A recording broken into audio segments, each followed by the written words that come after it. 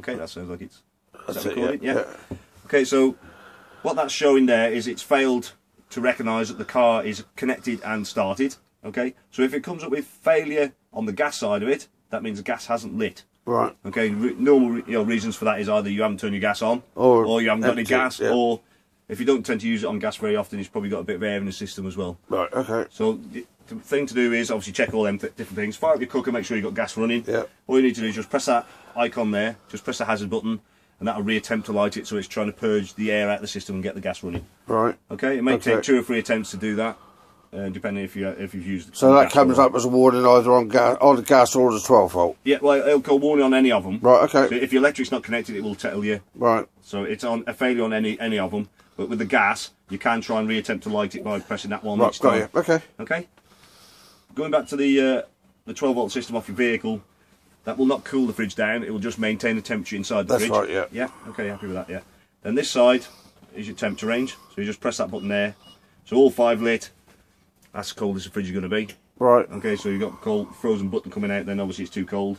You just need to reduce it down to say 2 or 3. Yeah. All depending on the temperature outside.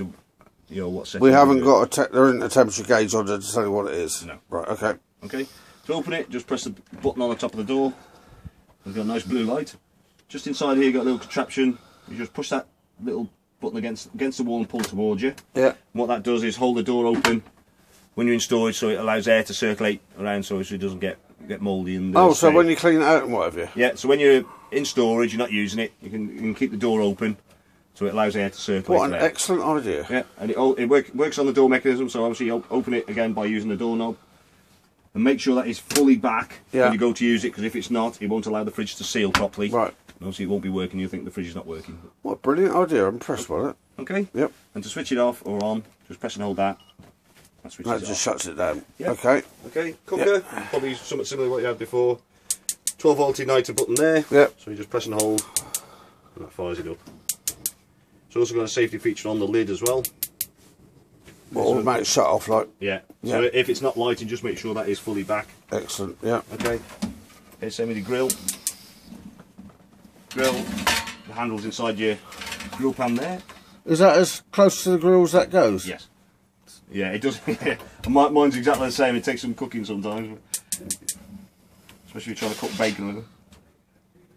What just do? I've done the grill again. Okay. Right, got you. Okay. Yep. Inside here is your individual appliance gas taps. Okay, there is an info note here to say what they're connected to. Right. See them down there. Yeah. You don't need to turn them on and off. Obviously, the main one is to turn your cylinder off. Out front, yeah. Especially when you're travelling as well. Okay, your chopping board and drainer board for your sink are installed in there as well. Microwave, big button, opens it. Do not travel with that in there. Right. Because obviously it's glass, and if that drops onto there, it's going to be expensive to replace. Right. Okay, so either stick it under there, or my wife does put it on a tea towel wrapped in the sink, stop it Yep, bouncing around. okay. You see that knob there? Does nothing unless you press one of the buttons. So if I press the microwave button once, that gives you the energy, power, 100%, 50%, whatever you want to put it on. Oh, right, yeah. Press it again, and it then does seconds. Okay, so that's your seconds set then, and you just press start and away it goes. Right. Also, you've got a quick start on the start button as well, which goes up in minute increments to start straight away. Yeah. Okay, there are other menu, obviously, options on there. Right. Which obviously can overcomplicate things, but okay. there's an option as well. So it's digital as well as analog, really, in a lot of respects. Yeah. Obviously, that does nothing until you press one of these buttons. Yeah. You know, the microwave. And that initiates the digital side. Yeah. Well, Well, clever. that does your timer or your power. Okay. Excellent. Right. Inside your wardrobe. Sorry, I've come past you. Yeah. Okay. They're good, though, aren't they? Until they fall off. Yeah, until they fall off. That's your expansion tank for your heating system, which is this here. All right, yeah. Okay. When it's cold before you start, just make sure it's around about, I don't know if you can see there's a minimum, maximum mark. Say a finger's width at least above the minimum mark. Right. And obviously it will expand as it warms up. Okay, and can you top that up if you need to? Yes. All you do is just take that plastic cover off there, that comes off. Right. And unscrew the pump out the top. Make sure you're putting the correct solution in there. It is an antifreeze mix. It's best to check with the service just to make sure you're putting the correct stuff in there.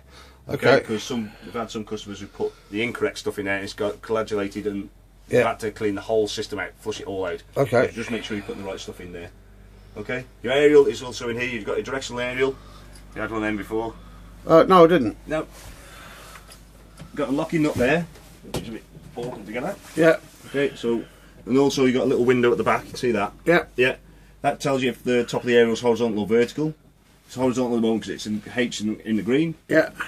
What you do is push it up. On the little note across here, it says the rear of the antenna is denoted by that mark there. Okay.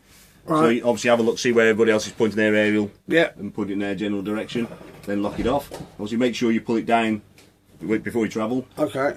To operate it into the vertical, just turn around that little control there. Oh my God. When it's Yeah. in the, so obviously the aerial's like that position there now. So, but make sure it's in the green before you bring it back down again. Because Right. the last thing you want to know is a dint in the top of your roof. Okay. Yeah. And that just drops it down to a travel size. Yeah, that's it, Right, yeah. okay. Okay. Inside that locker over there is your solar panel regulator. You see that there? Okay, it's got two lights running at the moment. The one on the left is green at the moment, it can go red. If it's green, it means the battery's in reasonable condition.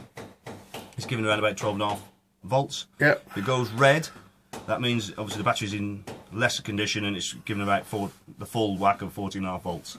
Right. Okay, the one on the right is flashing, it is charging. There will be occasions when the lights will go totally out. One, obviously it's dark. Yeah. Two, your battery is fully charged or it's fully discharged.